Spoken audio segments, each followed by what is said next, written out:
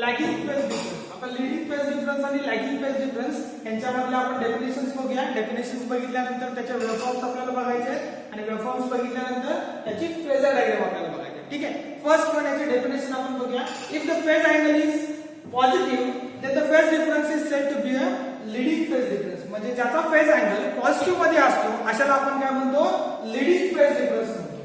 आता ज्याचा phase angle positive असतो म्हणजे नेमकं काय असतो, तर यासाठी आपण एक वेव्हफॉर्म ड्रॉ केलेले आहे. आता या वेव्हफॉर्म मध्ये आपण काय केलेलं आहे बघा, दोन वेव्हफॉर्म घेतलेले आहेत. पहिली वेव्हफॉर्म आहे आपल्याकडे ए आणि दुसरी वेव्हफॉर्म आहे आपल्याकडे बी.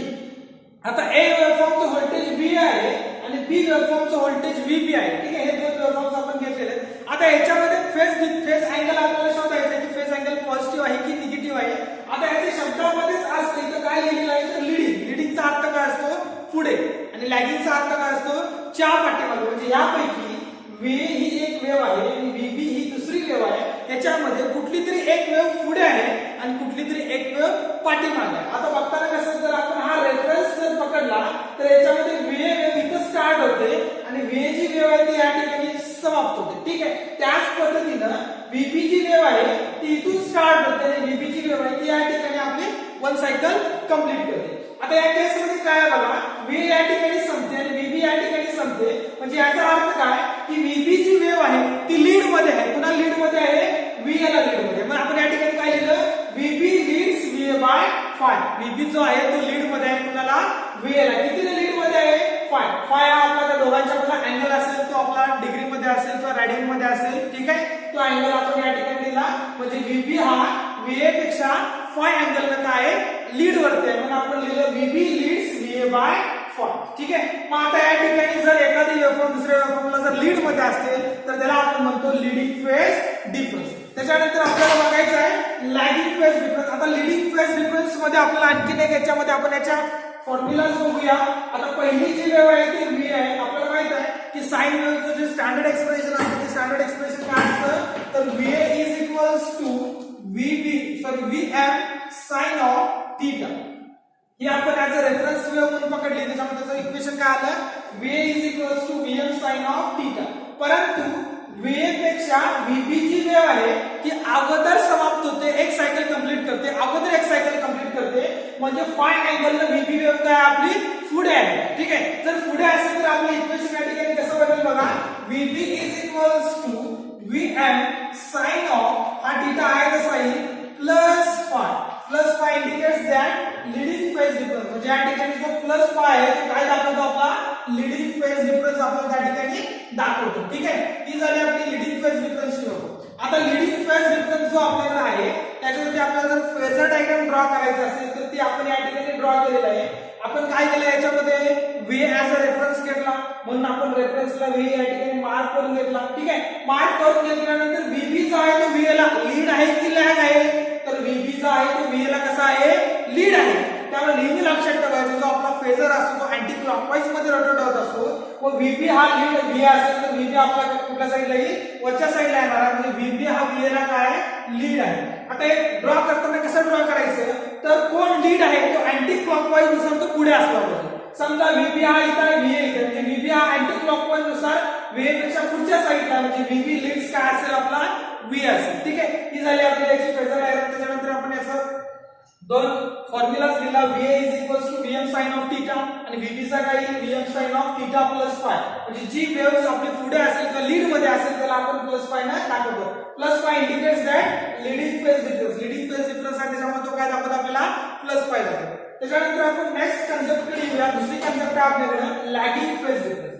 याच्यामध्ये आपण डेफिनेशन मध्ये काय सांगितलं, the phase angle is positive then the phase difference is called as leading phase difference. तसं याच्यामध्ये आपण काय सांगू शकतो की ज्याचा फेज अँगल हा निगेटिव्ह मध्ये असतो त्याला आपण काय म्हणतो, लॅगिंग फेज डिफरन्स म्हणतो. आता निगेटिव्ह मध्ये असतो म्हणजे काय असतो, इथं आपण बघितलं फेज अँगल कसा होता, पॉझिटिव्ह होता. पॉझिटिव्ह होता म्हणजे तो दुसऱ्या एका कुठल्या तरी एका वेव्हफॉर्म पेक्षा काय होता, तो लीड वरती होता. इथं काय असेल आता, तर कोणती तरी एक वेव्हफॉर्म काय असेल, लॅग मध्ये असेल दुसऱ्या एका वेव्हफॉर्म साठी. ठीक आहे. मग आता आपण याच्यामध्ये बघूया, सेम आपण त्याच दोन वेव्हफॉर्म्स घेतल्या, एक व्ही वेव्हफॉर्म घेतली, दुसरी आपण व्हीबी वेव्हफॉर्म घेतली. आता व्ही आणि व्हीबी मध्ये या ठिकाणी नेमका डिफरन्स काय बघा, व्ही या ठिकाणी स्टार्ट झाली, व्ही या ठिकाणी समाप्त झाली, त्यानंतर व्हीबी या ठिकाणी स्टार्ट झाली, व्हीबी या ठिकाणी एंड झाली. मग याच्यामध्ये काय दिसतं आपल्याला तर VA जी वेव्हफॉर्म आहे ती या ठिकाणी एंड झालेली आहे आणि VB जी वेव्हफॉर्म आहे ती या ठिकाणी एंड झालेली आहे म्हणजे जी VB जी वेव्हफॉर्म आहे ती VA पेक्षा पाठीमागे आहे.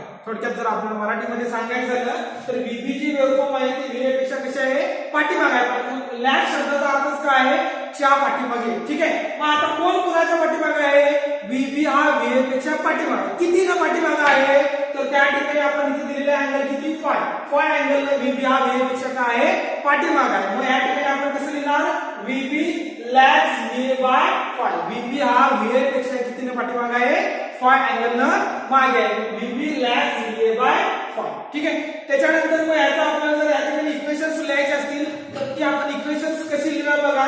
या ठिकाणी VA इज इक्वल्स टू काय आपल्याला माहिती आहे की साइन वेव्ह आपल्याला standard expression for sine wave काय असेल VA is equals to VM sine of theta. त्याच्यानंतर VB हा VA पेक्षा पाठीमागे आहे. समजा VB हा VA पेक्षा पुढे असता तर मी काय घेतला असतं थीटा प्लस फाय घेतला असता. आता या ठिकाणी काय VB हा VA पेक्षा कसा आहे पाठीमागे आहे म्हणून आपण काय घेणार आहोत थीटा मायनस फाय. या ठिकाणी इक्वेशन येईल VB is equals to VM sine of theta minus five.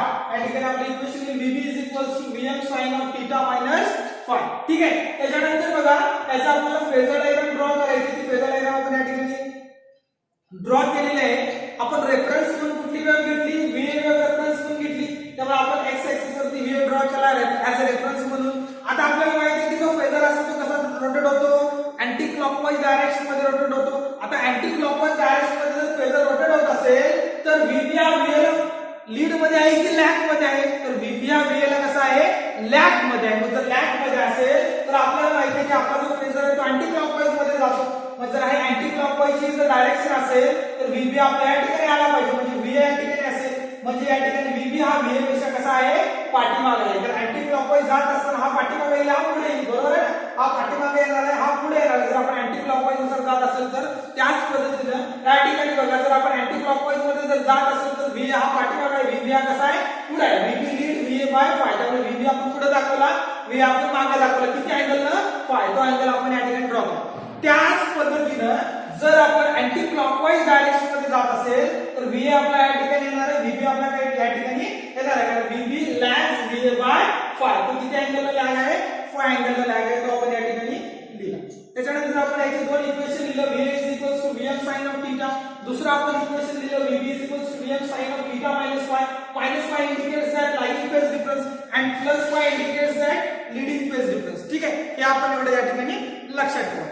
त्यानंतर याच्यामध्ये तिसरी कन्सेप्ट आहे ती म्हणजे इन फेज व्होल्टेज. आता इन फेज व्होल्टेज बघत असताना इन फेज व्होल्टेज मध्ये आपण काय केलं आपण काय करूया ह्याच दोन वेव्हज घेऊया. ठीक आहे एक आपली VA वेव्ह असेल आणि दुसरी आपली VB वेव्ह असेल. परंतु आता याच्यामध्ये डिफरन्स नेमका काय करतो बघा आपण की याच्यामध्ये दोन वेगवेगळ्या कंडिशन्स आहेत. पहिली कंडिशन काय ही आपली VA वेव्ह आहे ही आपली दुसरी VB वेव्ह आहे. ही दोन जर आपण व्होल्टेज वेव्हज घेतला तर या दोन्ही व्होल्टेज मध्ये कशा आहेत त्या इन फेज आहेत. इन फेज आहे त्याचा अर्थ काय असतो की त्या दोन्ही व्होल्टेज वेव्हफॉर्म्स मध्ये फेज डिफरन्स कितीचा आहे तर 0 डिग्रीचा आहे. दोन्ही व्होल्टेज वेव्हफॉर्म्स मध्ये फेज डिफरन्स कितीचा आहे या ठिकाणी 0 डिग्रीचा आहे. बघा या वेव्हफॉर्म मध्ये तुम्हाला काय दिसतं का की कुठली वेव्हफॉर्म लीड आहे कुठल्या वेव्हफॉर्मला किंवा कुठली एखादी वेव्हफॉर्म लॅग आहे कुठल्या एखाद्या वेव्हफॉर्मला हे आपल्याला या ठिकाणी दिसत नाही. म्हणजे ह्याचा अर्थ काय आहे की या दोन्ही वेव्हज मध्ये कोणत्याही प्रकारचा फेज डिफरन्स नाही. फेज डिफरन्स नाही म्हणजे या ठिकाणी फेज डिफरन्स कितीचा आहे 0 डिग्रीचा आहे. मग ज्या दोन वेव्हफॉर्म मध्ये फेज डिफरन्स 0 डिग्रीचा असतो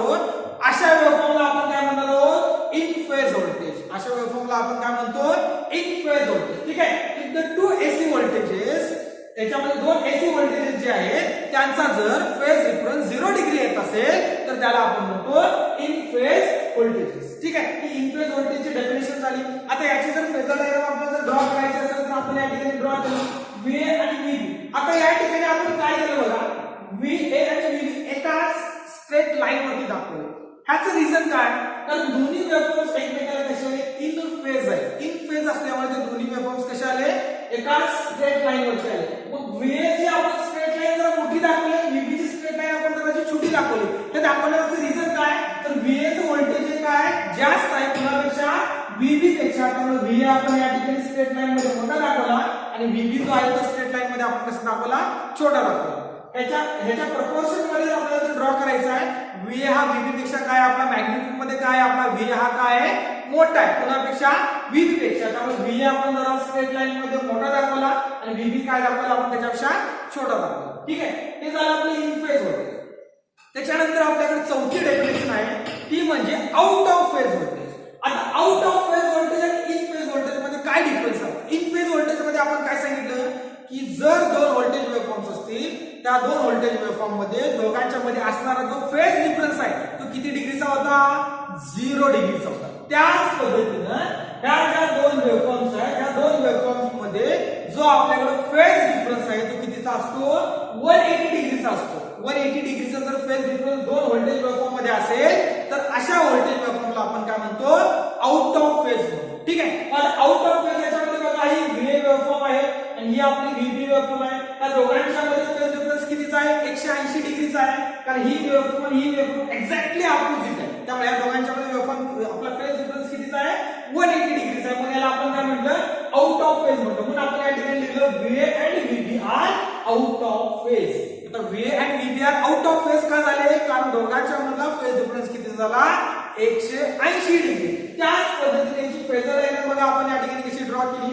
VA आपण घेतला ॲज अ रेफरन्स फेजर.